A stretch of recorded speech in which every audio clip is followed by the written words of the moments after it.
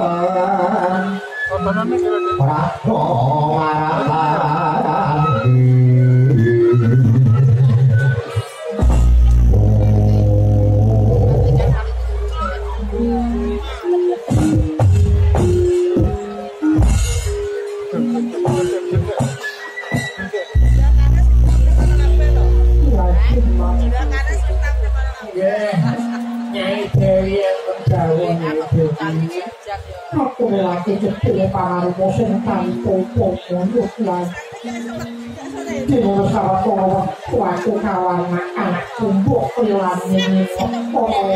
cho kênh Ghiền Mì Gõ để không bỏ lỡ anak-anak Kiai. Nggih. Ingkang bakal menika panjenengan kaliyan ingkang putra menika kaos wonten mriki. Ning nggih saentene nggih Nyai Dewi. Saentene mawon wong pancen nggih wonten dusun nggih kados ngaten menika. Nggih, Dewi, nyuwun pangapunten mbok menawi wonten kirangipun Sang Dewi. Ora ana sing kuat Nyai, malah kapur luwih-luwih. Aku ora bisa mikir umpamane aku ora bisa minta oh anak hilang jeneng buka belajar sehingga aku anak-anakku. Nggih wong-wong iki ngurmaosi dados tetuangganing para kawula wonten ing Manahilan. Kula niki sampun dituwake seperti iki. Mila saking menika menawi wonten tamu saking Jawi badhe nyipeng wonten mriki nggih. Kedah kula saged nyekapi sedaya kaberkahanipun Nyai Dewi. Ya ini lagi kecil sing tanpa pokok bae pancen. Pripun. Saiki pasawan ini tong dino tulung juang iko pirek larang padat tanpa akan ulawan awan-awan mangan yang tinggi pasawan ora tau curi sandak lorong bangsa yang berkebut rasanya yang sepancen kini gerak berbentuk sifat pikir kelompok mereka kandak ngombok menguatku kawan anak-anak tak ada pengen panjang jalanan yang itu masih aku sengok pakai orang kepen aku ya ngomong kira-kira kabur yang aku makan ngomong ini lain saya ampun ngantos petanggenipun menggalih Nyai Dewi boten wonten menapa-napa saestu boten wonten menapa-napa lakar kula menika sampun sepuh nyatanipun menika nggih wonten nang padusunan bilih saben dintenipun menika nggih wonten ewah-ewahan nggih sakala mangsanipun seneng sakala mangsanipun susah menika sampun limpah Nyai Dewi. Nyai Dewi wonten dawuh jangan yang mengoponai ngeten lho Nyai Dewi nyi sepundi karo ngomong apa nggih matur napa wonten nipun kok itu ora kena mikir apa-apa mung bakune ngene nuwun sewu Nyai Dewi kepiye panjenengan sampun raos wonten aku kasar matur mangat lihat yen sampeyan sampun raos wonten mriki malah babar pisan kula pasrahaken Manahilan dumateng paduka kaliyan ingkang putra Yai pripun perhatian wae luwih cek kowe konco panan itu ngendi kok panan jalaran poso poso paling jago pripun yang wong jago nganti lupuk luwih saka setengah kilo sing kanthi dadi kuat goyang jago nang kene wis auto waduh iki cuwon dapat sangka ambil kok kuat nang mati wonten orang jago pesokil wae yo piye nggih ning yo pangapunten mila kula wau sampun matur kaliyan paduka Nyai Dewi menawi paduka sampun kaos wonten mriki kula pasrahaken Manahilan dhateng paduka kaliyan ingkang putra namung sadèrèngipun kula matur nyuwun pangapunten lan sampun dadosaken penggalian paduka Nyai Dewi yo akan dipulangkan kok piye Manahilan menika ke bawah keraton Ngeka Cakra. Lah, ratu Ngeka Cakra menika ingkang jejuluk Sang Prabu Brakasura.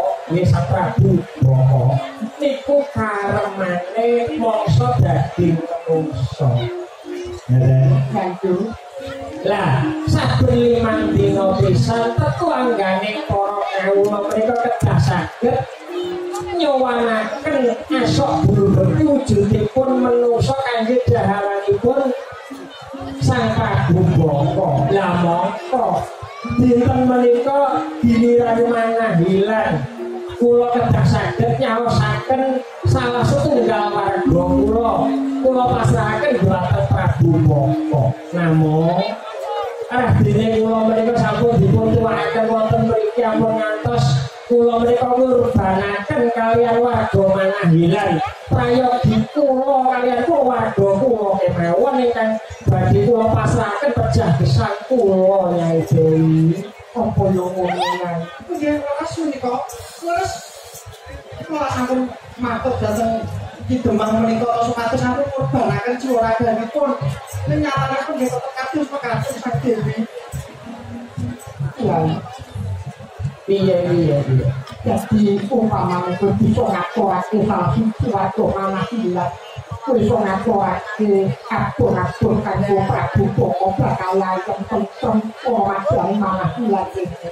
Oke, nek kula saged ngurbanaken salah setunggal warga kula menapa kula sowan wonten ing Kacakra dados tedhanipun Siwa Prabu Boko badhe ayung tentrem pun boten enten alangan napa-napa. Dene yo kawa ya bobo ae sobera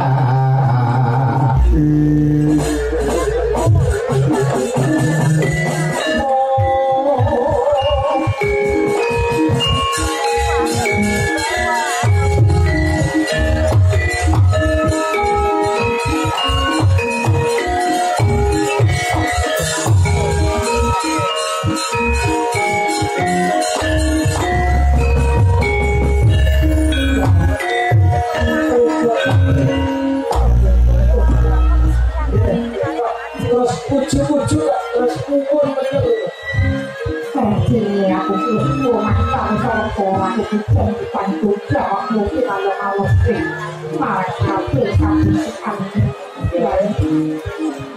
ojo naik cuma ojo aku dan bakalan tinggal di mana bagi pokok aku dari itu dia. Ampun. Panjenengan mereka wonten mriki mereka dados tamu kula. Ampun antos kula ngurbanaken tamu kula kula mawon. Aku di kota pancen aku sing jadi dia. Pokok fakta aku untuk tolong.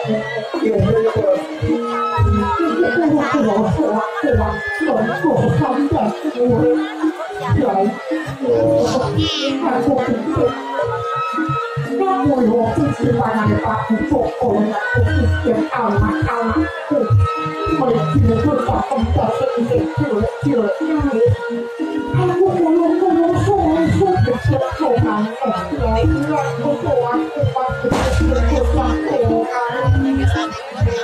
orang menjauhkan juga. Aku berpikir di tangan Prabu Boko tak ayo pemohon berkumpul dan tangan. Tapi tidak sedulur kami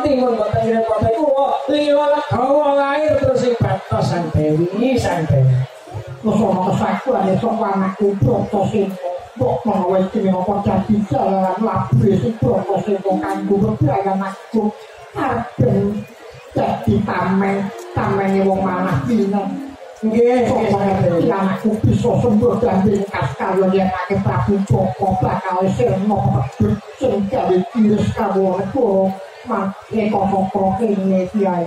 Pun kula boten tados kula boten tados. Yen iki manahilan mesti badhe pikantuk pitulungan saking ngersane Gusti nyatanipun panjenengan rawuh kaliyan Putra wonten ing mriki badhe sabiyantu kaliyan kula. Pun kula pasrah kaliyan paduka. Yai cuman yo proposemo. Sanjur kami besok kakek wong bilang satu kalau pakai pakai itu dari tubuh baik tak jalu bukan kalau asal kacang biar nanti Prabu Joko asli dapat kakak atau orang kosong